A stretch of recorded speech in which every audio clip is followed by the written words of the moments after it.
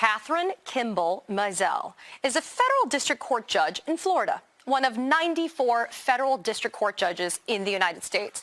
She's also the youngest person chosen by former President Trump to a lifetime appointment. She was just 33 years old when confirmed. 33. Judge Mizell had all of the hallmarks of a Trump judicial nominee. She was a member of the Federalist Society. She clerked for Justice Clarence Thomas, and she worked at Jones Day, a prominent law firm currently representing Donald Trump in his attempts to challenge President Biden's election victory. She also had a controversial judicial confirmation process. It happened in November of 2020, just as the Senate was also pushing through the confirmation of Supreme Court Justice Amy Coney Barrett. Just before Mizell's hearings, she was rated not qualified by the American Bar Association. That ranking came because she had only been practicing law since 2012 and had never tried a case, civil or criminal, as lead counsel.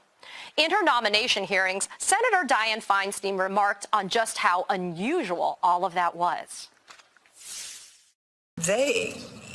This is the first time I've read one of these in 26 years that finds somebody not qualified. And I'm puzzled by it. So if you could respond to that, I'd appreciate it.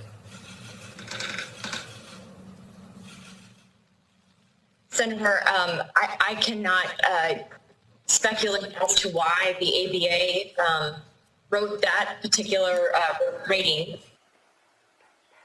In her 26 years on the Judiciary Committee, the senator said this was the first time. Still, Judge Mizell went on to be confirmed by a Republican majority along a party line vote. She now holds a lifetime position as a federal judge for the Middle District of Florida. And that appointment, that very same judge who was rated not qualified by the American Bar Association, that's the reason the federal mask mandate was lifted on public transit across the country. Judge Mizell's ruling came on Monday, just 1 week after the CDC had extended the mask mandate until May 3rd to monitor rising COVID cases nationwide. The Justice Department announced Wednesday it will be appealing the ruling after the CDC said the measure was still necessary. The DOJ has not asked the appeals court to block the judge's order, though, meaning passengers will be able to continue traveling maskless while the decision is litigated. You know, this whole situation is showing just how important these federal judges are and how their rulings can impact our daily lives. And Judge Mizell's story is not unique. Out of the 264 federal judges former President Trump nominated in his 4 years in office, 10 were rated not qualified to sit in that position by the American Bar Association. Yet another reminder that while Trump is no longer in the White House, his legacy lives on through these judges, a legacy of ultra-conservative, underqualified, lifetime appointed judges. Joining me now is Elie Mystal. He is the justice correspondent for The Nation. Elie, we've talked about this before, but let's talk about that Trump legacy on the judiciary. By the time he left his office, Trump had appointed 27% of the active district court judges for a total of 264 judges in just 4 years. How concerned should Americans who believe in the preservation of democracy be with that number? Yeah, to understand this, to put this in context, if you're concerned about democracy, you have to look at the lower courts as the demilitarized zone between North and South Korea. Because all Trump did was lace the lower courts with landmines waiting to go off and destroy democracy from the inside out. Judge Mizell is just one example of that strategy, right? You were saying that her confirmation hearings were happening in November. Let's remember what else was happening in November. The election. Mizell is a lame duck appointee. Trump was able to confirm her after he had lost the election. He confirmed actually 14 lower court justices between him losing the election and him launching a coup. Right, so there are 14 extra landmines out there that Trump was able to push through with the help of Mitch McConnell. And why are these people there? These people are there to stop the Democratic agenda. That's the only reason why they're there. There's no ideological reason for them to make some of these rulings. There are reasons that they don't like the outcome of Democratic policies, right? So when you look at something like the mask mandate, what we see is a nationwide injunction. That means that it stops everybody everywhere, regardless, you're living in Texas, you're living in Oregon, doesn't matter. Nationwide injunction affects everybody. And we see that this is because she doesn't like the policy. And we know that because when she cites precedent for overturning the CDC, for a judge supplanting her scientific understanding for the CDC's, what we see is that she doesn't have any precedent. She's citing law reviews. She's basically citing like cocktail conversations that she had with her boy, Clarence Thomas. She doesn't have any actual cases to justify her ruling. Because it doesn't matter, because she wants the right outcome, and she got it. Well, it was a 59-page opinion. I suffered through reading it. I know that you did too. But there's other drama that actually is affiliated with Judge Mizell. Her husband, Chad, served as acting general counsel to the Department of Homeland Security for the Trump administration. Now he works with Jared Kushner in Kushner's new investment fund with the Saudis. Shouldn't there be a limit, Ellie, on the level of ethical conflicts, either real or perceived, that one could possibly achieve? First of all, I did not know her husband was named Chad. That's just... I'm imparting knowledge all the time, Ellie. That's a little that I can do. Thank you so much for that. Yes, this is the ethical concerns are real, and it's part. Look, we're talking about a former Clarence Thomas clerk, right? So we can really say that she learned it by watching him, right?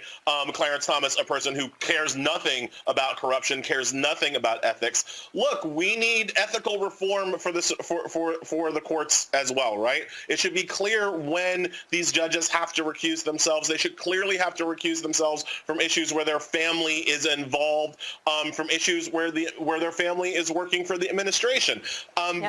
Will they? No. Will we have ethical reforms? No. Why? Well, really, here's the thing. You got to ask Joe Manchin why.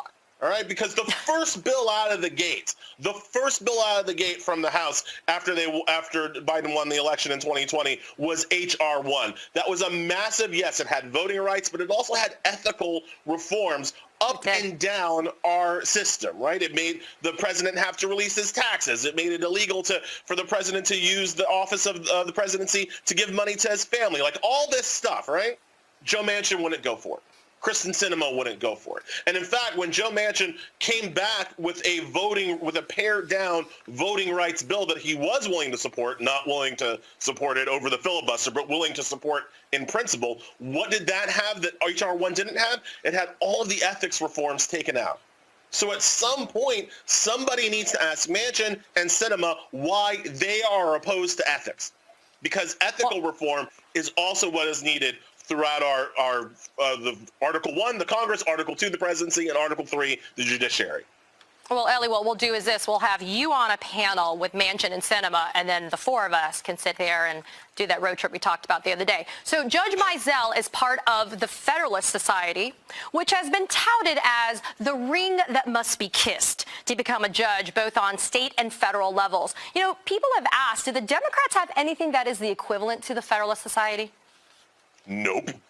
Nothing close. And there are a couple of reasons for that. One, the Federal Society was created because Republicans kept getting burnt up by the judges they appointed, right? They kept appointing Republican justices, and they kept not doing what Republicans want, right? Sandra Day O'Connor, David Souter, these kinds of people wouldn't do what Republicans want. So they kind of created the Federal Society to better train their judges, so that by the time they got onto the courts, they knew what they were there for, right? And that's so these judges, people like Mizell, from Mizell all the way up to Neil Gorsuch, with Amy Coney Barrett in between, these people were not born, they were made. And they were made to do the jobs that they are now doing, and be antithetical to democratic self-government, right? Do the Democrats have an answer? No. Part of that is our funding, right? Like the Federal Society is very well funded, whereas Democratic billionaires want to go to the moon or run for president themselves, right? They won't actually put in the work and the funds to fund something like a democratic version of the Federal Society. But the other thing is that the Federal Society gets buy-in from all of the other Republican constituent groups, right? So like the NRA, they don't know anything about judges. They let the Federal Society handle that. The Christian right, they don't know anything about judges. They let the Federal Society handle that, right? All of the Republican groups buy into the Federal Society. Try doing that on the Democratic side, right? Try telling the NAACP, no, you guys don't have a say in judges because this other outside group has it. Try telling Lambda Legal, no, this other outside group is going to have that. Try telling labor, no, this other group is going to work on, right? Our tent is so big, everybody wants to play. It's a little bit like Little League Baseball, right? Like everybody gets a turn at bat. So having one group tell all the rest of the groups, we're going to pick the judges for you, that just ain't the Democratic way. And so there are structural kind of financing reasons for it, but there are also kind of, I think, legitimate intellectual reasons for why we don't farm out our judicial picks to another branch, to a shadow branch of government. Now, the problem is that Republicans also have single issue voters on the Supreme Court. So I've said this before, Katie, I can go to a tabernacle in Utah and find some woman who doesn't think it's right for Trump to have 3 wives, and he's probably a misogynist, but she knows she has to vote for the Supreme Court. And That's so right. she shows up. Whereas Democrats, you tell me something that you want as a liberal, I will tell you how you need to have the Supreme Court. For guns, for climate change, for LGBTQ rights, for voting rights. We need the Supreme Court, but you don't have base Democratic voters know that. And so you don't have base Democratic voters turn themselves in and turn their friends and families in to single issue voters on the Supreme Court. And that is why we fail.